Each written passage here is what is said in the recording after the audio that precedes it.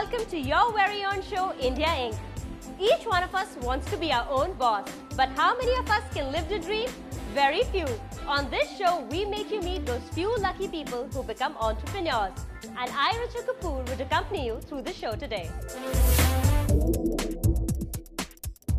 It has become so important for companies to be visually available in all sectors, due to which digital media has taken an all-new space in the market.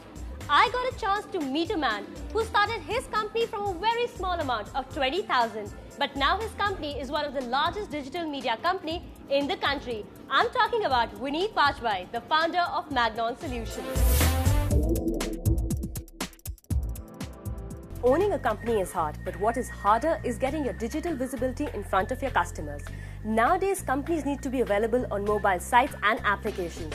They need to do web hosts and so on and so forth, so many things. That is why digital media marketing is getting so popular. Imagine you get all of this under one roof.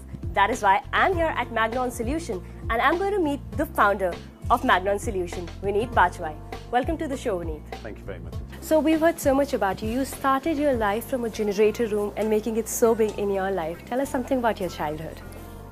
Well, I think it's almost embarrassing every time anybody interacts with us. They always start with the generator room, but yes, you're right. We started many years ago from the literal guts and glory entrepreneurial garage.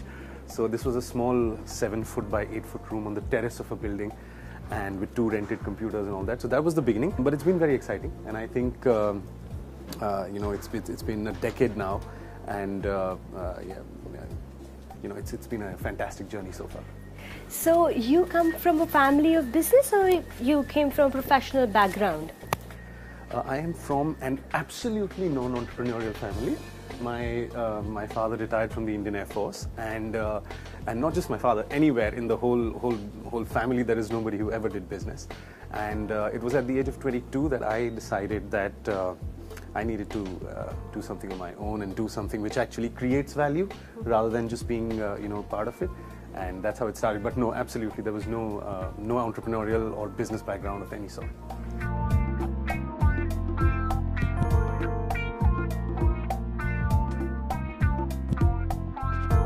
So you came from a professional background, being an entrepreneur. When did you make this decision? Was it at 22 or was it earlier in life than you decided that, no, I want to be an entrepreneur? There was a time when I was in B school, there was a phase where I used to come up with a new business idea every day. And from everything, I think from starting a hospital to becoming a financial consultant, I must have thought of everything. But it was actually when I finished my MBA and I joined GE. And this was way back, this was back in 1999. And of course, GE was a fantastic experience, and I had my first job in a multinational, and that too a fantastic organization like GE. So it was fabulous learning.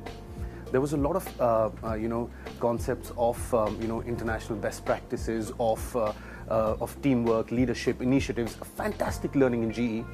But along with that fantastic learning, what also dawned upon me was that it was such a mammoth organization that I used to feel like I've described in one of my books, I feel like a small ball bearing in an iron steel plant, so even if you're taken away, nobody really notices you and nothing happens. So while it was very exciting, it was fantastic learning, like I said, but it was during my stint with GE that I realized that I wanted to step out and I wanted to do something of my own.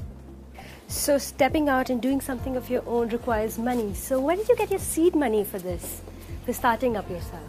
Actually that is the more exciting part of our story, because we started with absolutely no seed money. We actually started with a very small base with the money that I had saved through my job with GE, but there was no seed capital of any kind, and we started with an absolutely low shoestring budget. And from then to now, we've, it's been a business which has grown on its own revenue accruals. So how did Magnon Solution happen? Where does this come to? Magnon was, there is a saying I read in a fantastic book which said that it's on the graveyards of failed industries that palaces of entrepreneurship are built, So Magnon was started precisely at the end of, or at a time when the big .com crash happened. So what is the selling factor of of your company? The idea is that to understand the USP, there is a little bit of understanding of the industry which is required, and what is happening in the digital media industry today, not just in India but worldwide, is there are vertical specialists which are being created. So you will have a company which, especially in a country like the United States, you will have a company which is very good in email marketing, but that's all they do. They are doctors of that trade, but that's all they do. You will have companies which are fantastic in search engine optimization, or you would have companies which are fabulous in graphic and creative designing for the internet. However, as the years have passed, what we have realized is that it is not going to be possible for digital agencies to work as mere specialists, simply because when a client comes and entrusts you with creating a digital campaign for his entire business, his or her entire business, they're not looking at just one splinter, just one aspect. They want a comprehensive, integrated solution. The USP of Magnon is we are a one-stop shop, a single window, comprehensive digital solutions providers.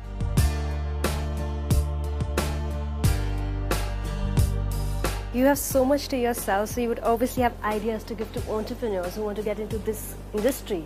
What would you suggest them? Somebody wants to be a part of this industry. See, if number one is if the entrepreneur we are talking about is very bright, I would ask him not to enter this industry because we don't want competition.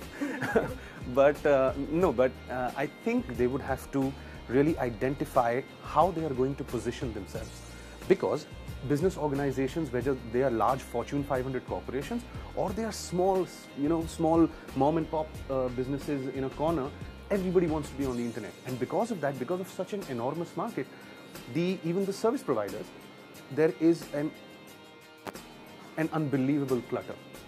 So what new entrants would have to really identify is what do they want to position themselves as. If they want to position themselves as generalists, there is enormous competition. But if they can start their journey by coming out with something which is really cutting edge and come up and say, look, we create the best mobile apps for the banking industry. So that will be a good entry point. So they will have to identify what niche they want to create for themselves before they spread out. As you told us about how a person who wants to get into the industry, what should they do and they should not do. At the same point of time, when you would have started, you would have faced some hardships. You would have slacked sometime. Was there any time like that happened with you? Of course, there were hardships. We are an organization which has survived 2 recessions. We've always been able to convert these threats into opportunities, and invariably we have come out stronger. For example, in the recession, the 2009-2010, that was a time when I think we worked hardest on the organization. We restructured the organization, we created new departments, we hired some high quality people. So we really turned around some things which we would not have done if the recession hadn't come. So you have any further plans in taking your company in mind? Yes, we have some very exciting plans. What we are trying to do is conventional communications companies and digital agencies will have to converge.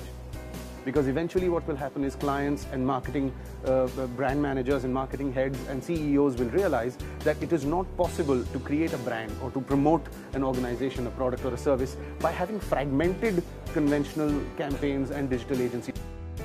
You have basically written books yourself, and you've written not just 1 but 2 books, and this is one of them. So you've inspired entrepreneurs, you've written about entrepreneurship. So could you give a piece of advice, gyan, wisdom to entrepreneurs? Yeah, buy copies of my books in dozens. What I think the single most important advice I would want to be entrepreneurs, aspiring entrepreneurs, is have patience. Whatever you start, stick to it. So that was Vineet Bajpai telling us that you need patience if you want to be an entrepreneur. You can be hardworking, you can have great ideas, but be patient. It's very nice talking to you, Vineet. Thank you so much. Pleasure.